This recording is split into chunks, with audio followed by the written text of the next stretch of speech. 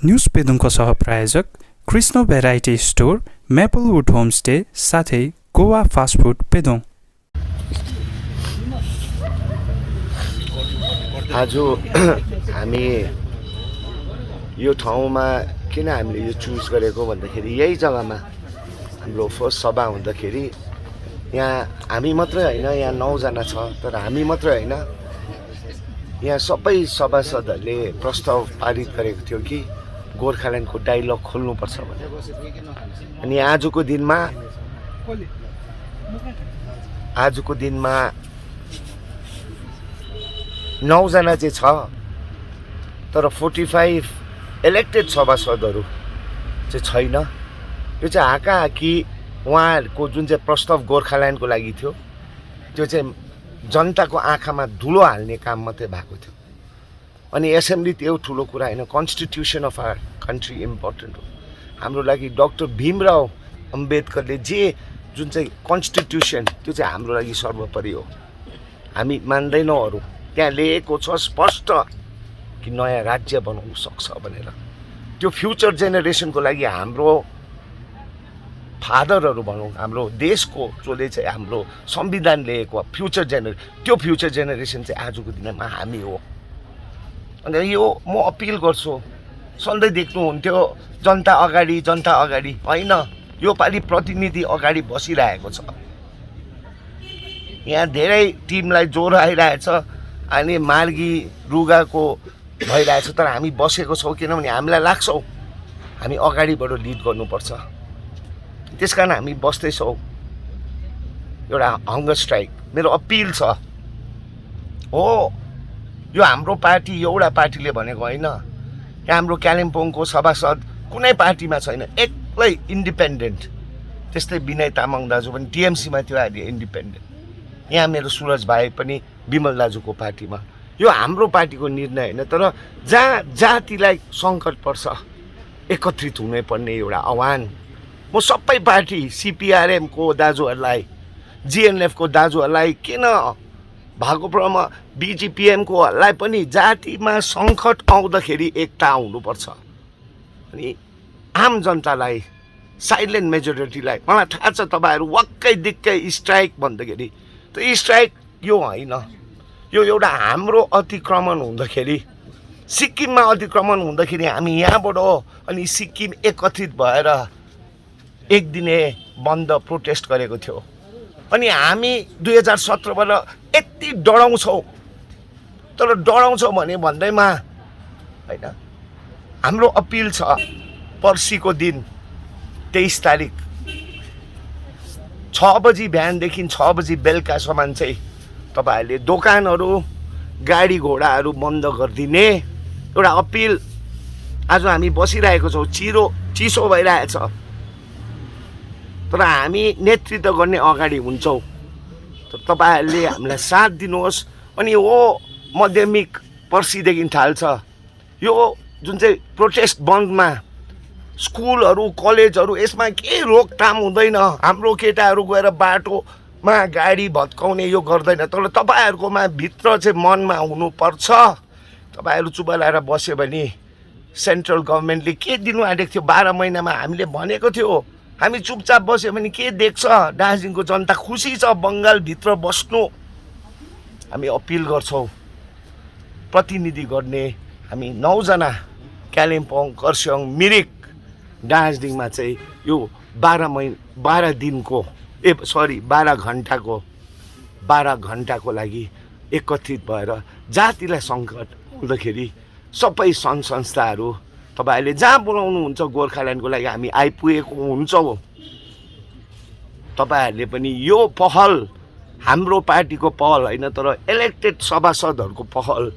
यसमा कसले श्रेय लाने कुरा होइन, तर सबै पोलिटिकल पार्टी, सबै हाम्रो एमएलए, हाम्रो एमपी साहब, राजु भाइ, सबैलाई म अपिल गर्छु यो प्रोटेस्ट एक दिन 12 घन्टाको बन्द चाहिँ तपाईँहरूले हामीलाई सपोर्ट गरिदिनुहोस्। अनि हाम्रो विद्यार्थीहरू जो स्कुल जानुपर्छ तपाईँहरू जानुपर्छ। स्कुल बन्द हुनु हुँदैन, तपाईँहरूले पढ्नुपर्छ, तपाईँहरू हाम्रो भविष्य हो। तपाईँहरूलाई त्यस्तो के सङ्कट आयो भने यहाँ फोन गर्नुहोस्, हेल्पलाइनहरू हुन्छ, गाडीहरू नर्मली स्कुलको गाडीहरूलाई के हुँदैन। तर यो पनि तपाईँहरूको निम्ति, तपाईँहरू विद्यार्थी भएर ग्रेजुएट भएर लास्टमा त्यही मधेस जानुपर्छ। गरिबी यति ज्यादा छ अनि त्यसमाथि बङ्गाल विभाजन हुँदैन भन्ने को हो? हामी यो निर्णयसँग हामी खुसी छैन भनेर हामीले यो 12 घन्टाको चाहिँ यो बन्द, प्रोटेस्ट बन्द गरिदिनुहुन्छ भनेर पुरा विश्वास छ। यति नै भन्दै तपाईँहरू सबैजनालाई हैन माया अनि प्रेम अनि हाम्रो लागि हैन यो जुन चाहिँ नेतृत्व गर्ने हामीले पहल गरिरहेछ, तपाईँहरूले यसमा साथ दिनुहुन्छ। तपाईँहरूलाई दुःख हुन्छ होला, तर जातिको सङ्कट आउँदाखेरि हामी एकत्रित हुनैपर्छ भन्दै तपाईँहरूलाई धन्यवाद गर्नुभएको थियो। यसको विरोध गरिदिने अपिल गर्नुभएको थियो। तर त्यसै प्रसङ्गमा केही दिन हामीले कालिम्पोङका विधायकलाई हामीले जान्न चाह्यौँ, यो उहाँहरूको अपिल यो छ, तपाईँहरूबाट चाहिँ के छ भनेर उहाँहरूको मनसै जान्न चाहँदाखेरि उहाँले प्रश्न गर्नुभएको थियो, यो बङ्गाल विभाजनको पक्षमा जाँदा पनि कुनै यसले महत्त्व बोक्दैन र जाँदा पनि नजाँदा कुनैले यसलाई महत्त्व बोक्दैन भनेर उहाँले प्रश्न भनिरहेको थियो। त्यसो भने आज यो बङ्गालमा जुन बङ्गाल विधानसभामा प्रस्ताव पारित गरिसकेपछि यो आज यहाँ आमरण बस्नुले कुनै यसले सही दिशा जान्छ जस्तो लाग्छ, के लाग्छ? सर्वप्रथम त हामी हिजो बङ्गालको विधानसभामा दार्जिलिङका विधायक श्रीमान निरज जिम्बाज्यू अनि खरसाङका विधायक माननीय बिपी बजगाईज्यूलाई हामी 9जनाको तर्फबाट हार्दिक आभार प्रकट गर्न चाहन्छौँ अनि सम्पूर्ण पहाडवासी गोर्खा जातिको तर्फबाट पनि उहाँलाई आभार प्रकट गर्न चाहन्छौँ। उहाँले आफ्नो अमूल्य अनि जुन योगदान दिनुभयो र जुन प्रकारले बङ्गालको एसेम्ब्लीभित्र एउटा आफ्नो वक्तव्य राखे, मेरो राजनीतिक जीवनकालमा यस्तो खालके 3वटा मात्रै घटना देखेँ। एक समय गोर्खा लिगका श्रीमती रेलिङ लुरा सुब्बा जति बेला त्यस्ता कालिम्पोङका विधायिका थिइन्, उहाँले बङ्गालको विधानसभामा यस्तै जातिगत कुरा गरेर बङ्गालको विधानसभाको गेट पनि नागेर आएथे, जसमा पहाडको बगिनी भनेर पनि उहाँलाई उपाधि दिएको थियो। तत्पश्चात डाक्टर रोहित शर्मा जसले वी वान्ट गोर्खाल्यान्डको टी सर्ट लगाएर प्ले कार्ड लिएर बङ्गालको विधानसभामा चिच्याउँदै निस्केको थियो, त्यो दोस्रो घटना थियो भने हिजो बिबी बजगाई भाइ अनि निरञ्जन जिम्बा भाइले तेस्रो ऐतिहासिक कदम उहाँले गरेको छ। यसले आभार प्रकट गर्न जहाँसम्म भाइ रुदेन सादा लेप्चा उहाँको वक्तव्य अस्ति आएको थियो कि यो त नर्थ बङ्गाल र साउथ बङ्गालको मात्रै कुरा हो भन्ने, र उहाँलाई म प्रश्न गर्न चाहन्छु कि कालिम्पोङ डिस्ट्रिक्ट तपाईँको विधानसभा क्षेत्र र दार्जिलिङ डिस्ट्रिक्ट के बङ्गालभित्र पर्दैन, उत्तर बङ्गालभित्र पर्दैन? आज उत्तर बङ्गाल विभाजन हुन गइरहेको बेलामा तपाईँहरूको अहम भूमिका रहँदैन र त्यसले गर्दाखेरि एउटा गैरजिम्मेवारी उहाँको वक्तव्यको म निन्दा गर्न चाहन्छु। गर्नुभएको थियो, यसको विरोध गरिदिने अपिल गर्नुभएको थियो। तर त्यसै प्रसङ्गमा केही दिन हामीले कालिम्पोङका विधायकलाई हामीले जान्न चाह्यौँ, यो उहाँहरूको अपिल यो छ, तपाईँहरूबाट चाहिँ के छ भनेर उहाँहरूको मनसै जान्न चाहँदाखेरि उहाँले प्रश्न गर्नुभएको थियो, यो बङ्गाल विभाजनको पक्षमा जाँदा पनि कुनै यसले महत्त्व बोक्दैन र जाँदा पनि नजाँदा कुनैले यसलाई महत्त्व बोक्दैन भनेर उहाँले प्रश्न भनिरहेको थियो।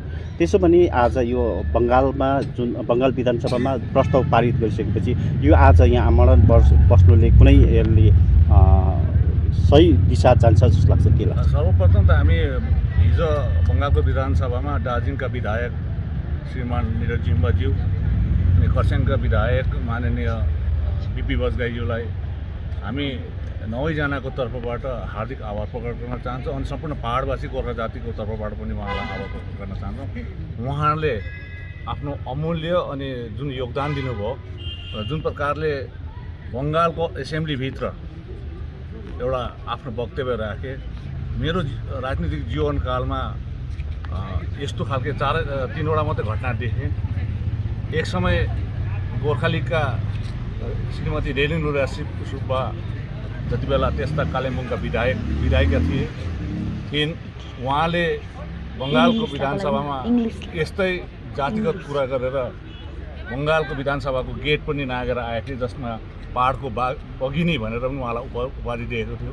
तत्पश्चात डाक्टर रोहित शर्मा, जसले वी वान्ट गोर्खाल्यान्डको टी सर्ट लगाएर प्ले कार्ड लिएर बङ्गालको विधानसभामा चिच्याउँदै निस्केको थियो, त्यो दोस्रो घटना थियो भने हिजो बिबी बजगाई भाइ अनि निरञ्जन जिम्बा भाइले तेस्रो ऐतिहासिक कदम उहाँले गरेको छ। यसले आभार प्रकट गर्न जहाँसम्म भाइ रुदेन सादा लेप्चा उहाँको वक्तव्य अस्ति आएको थियो कि यो त नर्थ बङ्गाल र साउथ बङ्गालको मात्रै कुरा हो भन्ने, र उहाँलाई म प्रश्न गर्न चाहन्छु कि कालिम्पोङ डिस्ट्रिक्ट तपाईँको विधानसभा क्षेत्र र दार्जिलिङ डिस्ट्रिक्ट के बङ्गालभित्र पर्दैन, उत्तर बङ्गालभित्र पर्दैन? आज उत्तर बङ्गाल विभाजन हुन गइरहेको बेलामा तपाईँहरूको अहम भूमिका रहँदैन, र त्यसले गर्दाखेरि एउटा गैर जिम्मेवारी उहाँको वक्तव्यको म निन्दा गर्न चाहन्छु।